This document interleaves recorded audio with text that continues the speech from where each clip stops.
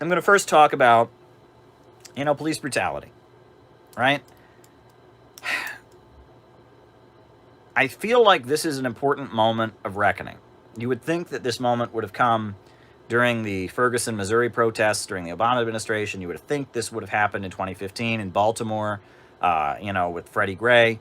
But it seems like this is a moment of reckoning because my whole life, right, when the police kill somebody, when the police murder somebody, take their life, there is this huge section of the country, huge section of the country that is in total denial about it.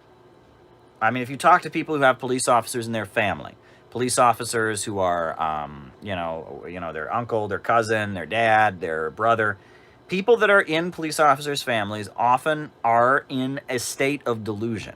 It's almost like they're in a cult. It's like they're in a cult, right? And they will sit there. No, there's no such thing as police brutality. Police brutality is something made up by the media to persecute cops. And they sit there, every police brutality case, no, it can't be, it's fake, it's not real, it was staged somehow. Don't you know there's this big conspiracy against cops, thin blue line. They sit there and you listen to them talk and they live in this state of delusion. They're just in a state of delusion. They think that police officers couldn't do anything wrong. And they also believe that in America's prisons, everyone has TV sets in their cells, and they get to play video games in their cells, which they absolutely do not get to do. And they believe the prisons are paradises and that criminals are being treated really, really well. And they believe, I mean, it's kind of scary. You talk to people that are the Fraternal Order of Police and this kind of mindset that develops among police officers and their families. There's never been a such thing as police brutality.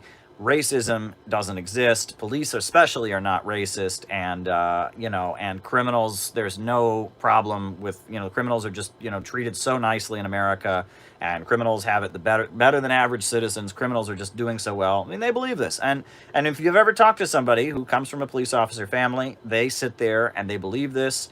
They believe that, all those things I just said, which are completely out of touch with reality. I mean, we have a huge prison industrial complex in this country. Our prison system is definitely not a paradise. It's not a nice place to be. It's a pretty awful situation that a lot of these prisoners are in. But they live in a world of delusion. They just live in this world of delusion where there is no problem. There's clearly a problem between the African American community and the police, and it's a long-standing problem. And it used to be.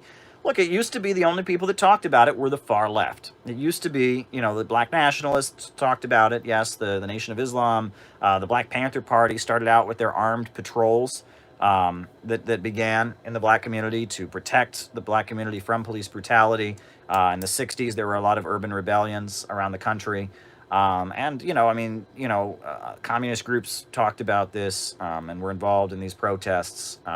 But mainstream society, most of the Democrats ignored it.